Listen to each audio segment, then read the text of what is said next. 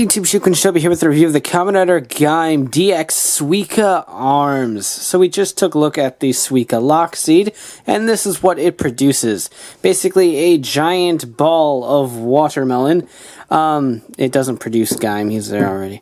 That basically just kind of rolls and destroys things. But it does have two other awesome modes. Now every year we get a big DX toy that interacts with the gimmick figures for the line, and either gives us one of the gimmicks for the toy line or anything like that. But it didn't give us a gimmick this time. They could have packed the Suika Lock Seed in this, and they didn't, so props to them. But it does interact with the arms change line, which is pretty cool. So this is our big thing. This is our WizarDragon. This is our Power Dizer. This is it.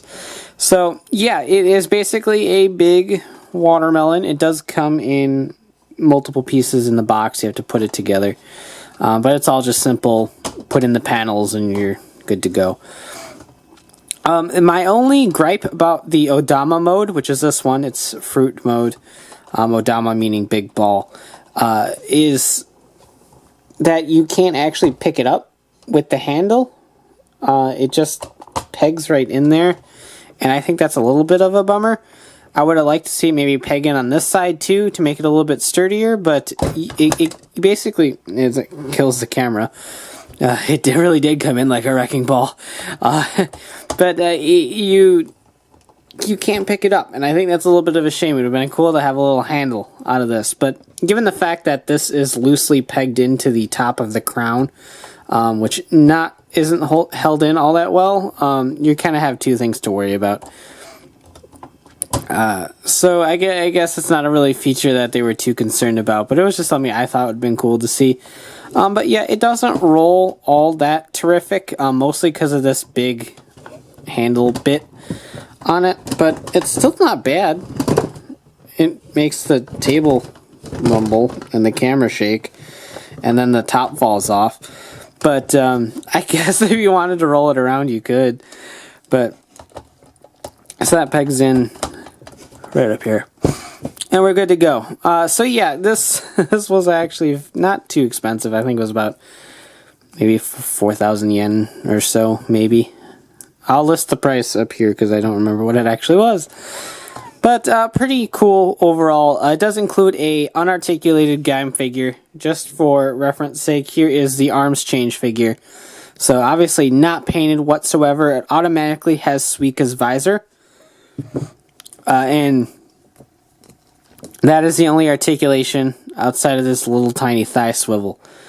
So pretty subpar. It does have a clip in the back, which is actually kind of helpful, but we'll take a look at that. So basically, take those pieces off, and we're going to do the Gyro Mode first,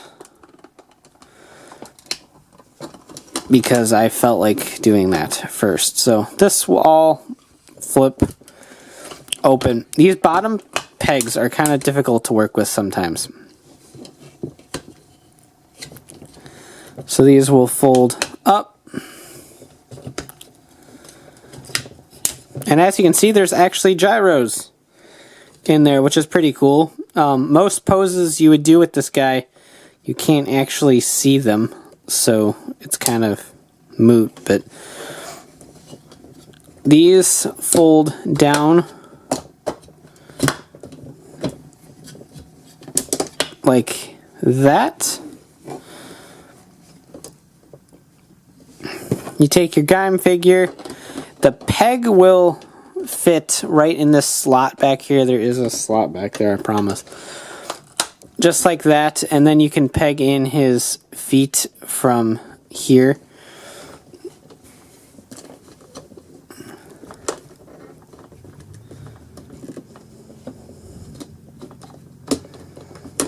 Which is actually kind of difficult to do, given the fact that his articulation is so limited. It doesn't want to bend like that. So you might not want to peg his feet in for that. The clip is secure enough to where he's not going anywhere.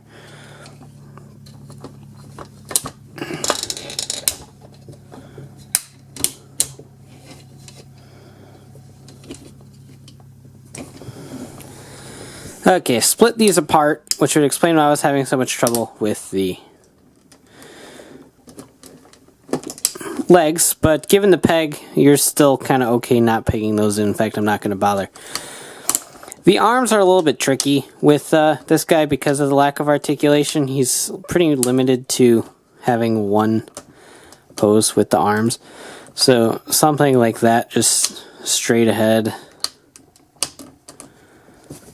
We'll go with that. Sure.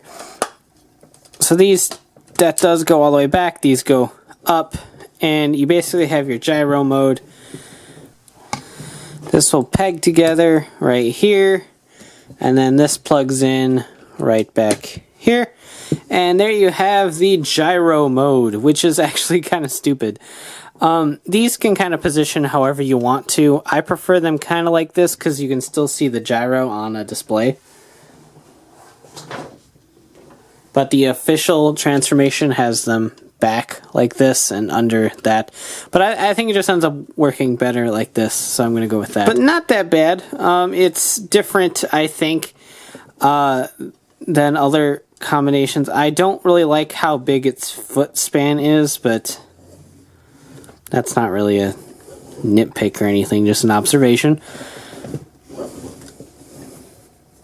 But it's a thing. Probably the weakest of the two modes. I just don't really see a purpose in having it other than to give Gaim flight capabilities. And since most of the other big things gave the user flight capabilities, except for Power Dizer, but I guess it was a launch pad, so it's kind of flight capabilities. But anyway, transformation into the mech mode from here is very easy. Just fold these panels up. These will be the leg bits. Fold these panels down and these out. As you can see, those are his legs. Up here is just a simple take off this crown. This will fold up like this. This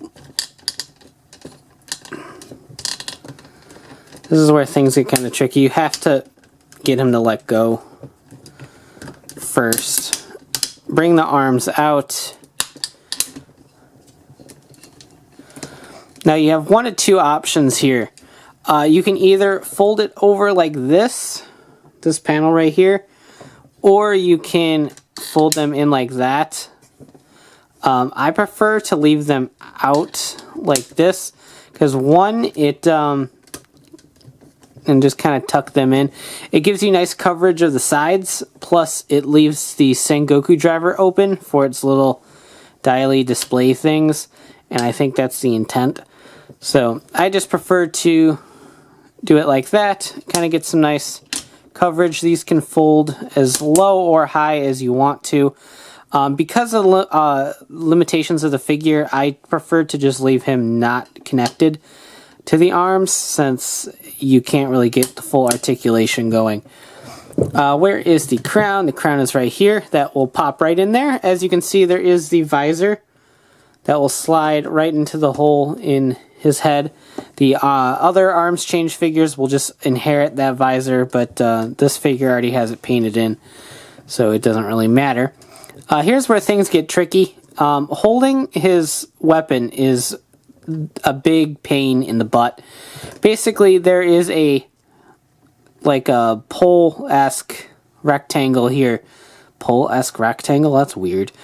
Anyway, a rectangle right there that's supposed to grip into this opening back here. And I don't know if there just isn't enough clearance, but it just flat out refuses to function.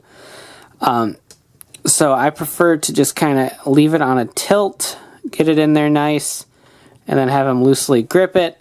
And there you go. You have the Yoroi Mode. Now, I really dig this thing. I think it looks awesome. When I've seen this in the toy catalogs, it's kind of one of the first things that instantaneously won me over about Gaim. I love the idea of a giant watermelon mech suit. And it looks really cool. Granted, you don't really have articulation. I think Power Dizer and WizardDragon had a little bit more articulation than this. Not a whole lot, but a little bit. And there's no electronics or anything, meaning this guy was quite a bit cheaper than Power Dizer and Magidragon? Wow. WizardDragon. So that's good as well. Like I said, they could have packed this with the Suika Lock Seed, but they didn't, so props to them on that. Nothing as annoying as having to buy toys you don't really want to get gimmicks you do want. But regardless, I would have picked this up anyway because, like I said, it instantaneously won me over. I just like it. I wish this was painted in the back, but that's my only gripe about the toy in general.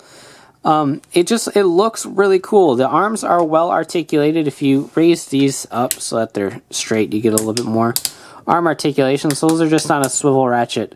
And those work really good. Now these are just here to hold on to, but given the fact that the figure it comes with is unarticulated, you're not going to get a whole lot out of it like that. But like I said, you can use the arms change figures, and there goes the, I'm just going to set the weapon aside for now. So if we pop this off,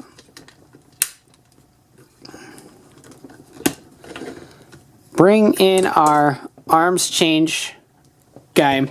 As you can see from the back, he has a clip. He doesn't. So he's not going to be able to clip into there. However, there is feet on the bottom of the holes on the bottom of the feet that do plug in right in here.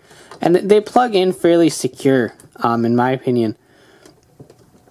So despite the fact that he isn't pegged in, he's not really going anywhere.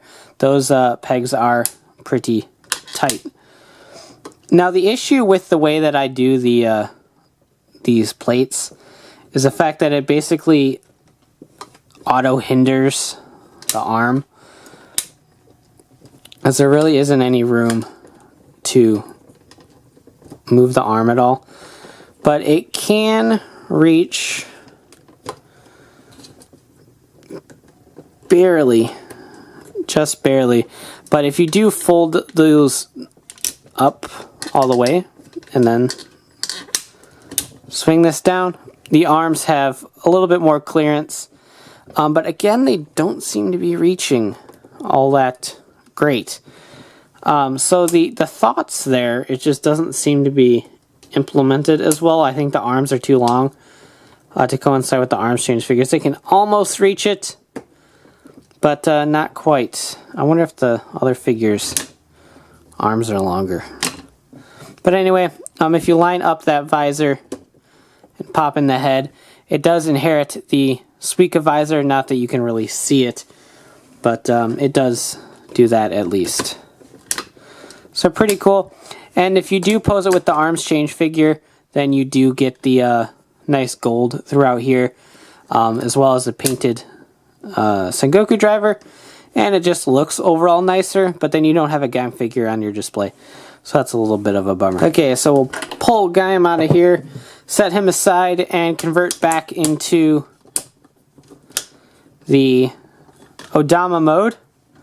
Basically just kind of tuck the arms safely in here, fold these back to where they were, all the way out, fold these panels all the way out, make sure that these panels are all the way out as well, fold these together. These will fold flush against the back here. Fold these sides down and connect them down here. Just like that. And then everything else is pretty much just fold. Nothing else really securely locks in place. This has a clip to try to, it just doesn't really lock securely. And you're back to the Odama. This just folds up, and like I said at the beginning of the review, attaches to the crown, and then that will plop right in there. So pretty cool. I'm glad that it came with a Gaim figure. I wish it was a little bit more articulated, but given its function, it does exactly what it needs to. I don't know why exactly the arms change figure actually looks like a longer arm. No, it's about the same. I don't know why I was having issues, but that's just me.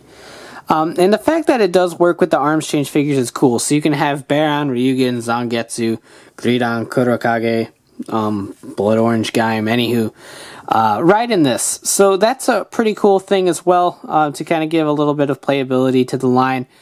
But even without any arms change figures, you do have this, so there will be someone inside of it.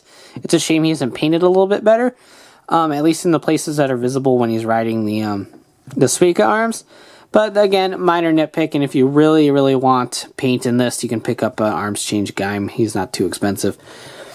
So pretty cool overall. I do like it. I never picked up Power Dizer or WizarDragon, so I don't really have too much of experience with the big toy of the gimmick figure line. But as a first purchase, I really do dig this. I love the Odama Mode. I love the Yoroi Mode.